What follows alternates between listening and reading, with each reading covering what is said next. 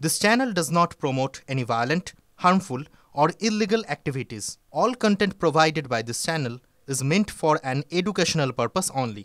Cancer Healer Center, a new beginning.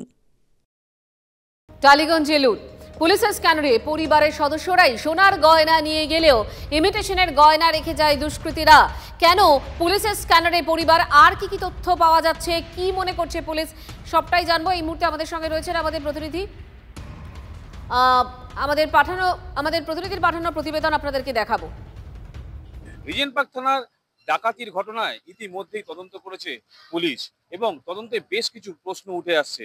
যেমনটা police সূত্র থেকে জানা যাচ্ছে, সিসিটিভি ক্যামেরায় মোড়া এলাকা, সেখানে কিভাবে ডাকাত দল ডাকাতি করলো, এবং পুলিশ সূত্র থেকে জানা যাচ্ছে যে সময়টা বলা হচ্ছে পরিবারের তরফ থেকে, সেই সময়টা কিন্তু কোনো রকম সন্দেহভাজন ব্যক্তিকে এন্ট্রি বা এক্সিট হতে দেখা যাচ্ছে না সিসি ক্যামেরায়। তাহলে কে বা কারা এই ঘটনা ঘটালো? এবং যেটা সূত্র মারফত জানা যাচ্ছে, যে মহিলার সঙ্গে এই ঘটনাটি ঘটেছে তার কিন্তু বাপের বাড়ির তরফ থেকে কয়েক লক্ষ টাকা ডিমান্ড করা হয়েছিল এই পরিবারকে। অর্থাৎ এই ঘটনার সঙ্গে কোনো পরিচিত ব্যক্তি, পরিবারের লোকজন জড়িয়ে রয়েছে কিনা, গোটা ঘটনা খতিয়ে দেখছে রিজেন্ট পার্ক থানার পুলিশ। সৌভিক সরকার, টিভি9 বাংলা।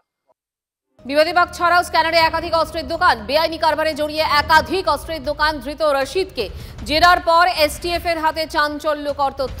শহরের আরও এক দোকান থেকে কার্তুজ কিনত রশিদ মোল্লা। বেঙ্গল এসটিএফ এর নজরে ওই লাইসেন্সড অস্ত্রের দোকান নিয়ম ভেঙে দীর্ঘদিন ধরে চলছে কার্তুজ বিক্রি। বিবাদীবাগের রেজিস্ট্রার ও স্টক দেখে উদ্বেগে তাই এসটিএফ। আরও বিস্তারিত জানবো। সুপ্রিয় এই মুহূর্তে আমাদের সঙ্গে রয়েছেন, জানাবেন সুপ্রিয়।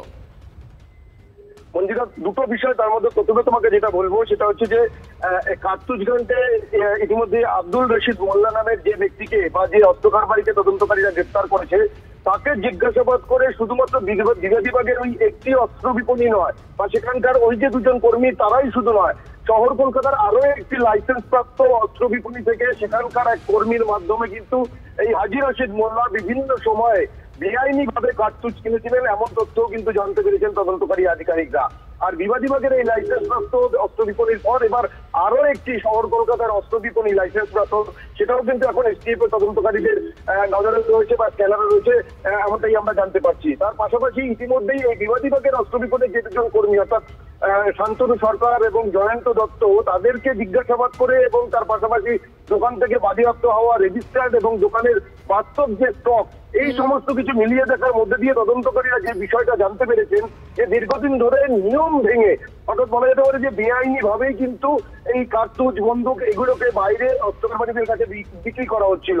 এবং সেক্ষেত্রে যে নিয়ম রয়েছে, কোনো লাইসেন্স প্রাপ্ত গ্রাহক তিনি যখন নতুন করে কার্তুজ কেনার জন্য দোকানে আসেন, সেক্ষেত্রে তাকে তার পুরোনো যে কার্তুজ রয়েছে সেই এমটি যে খালি যে কার্তুজের খোল, সেগুলো দোকানে জমা করতে হয় এবং তারপরেই সেই সমসংখ্যক নতুন কার্তুজ তার নামে ইস্যু হয় এবং সেই লাইসেন্স তাকে দেখাতে হয়। কিন্তু এক্ষেত্রে যেটা দেখা যাচ্ছে, এখনো পর্যন্ত অনেক ক্ষেত্রেই তদন্তকারীরা দেখছেন যে বিভিন্ন লাইসেন্সধারীদের নামে কার্তুজ ইস্যু হয়েছে, কিন্তু সমসংখ্যক খালি কার্তুজ দোকানে জমা পড়েনি।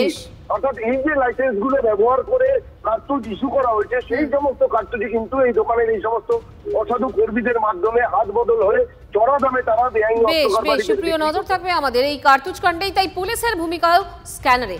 পুলিশের ভূমিকা নিয়ে তদন্তের নির্দেশ সিপির। খবর সূত্রের এমনটাই।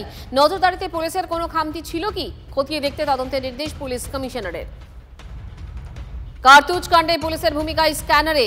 পুলিশের ভূমিকা নিয়ে তদন্তের নির্দেশ সিপির। খবর সূত্রে নজরদারিতে পুলিশের কোনো খামতি ছিল কি, খতিয়ে দেখতে তদন্তের নির্দেশ পুলিশ কমিশনারের।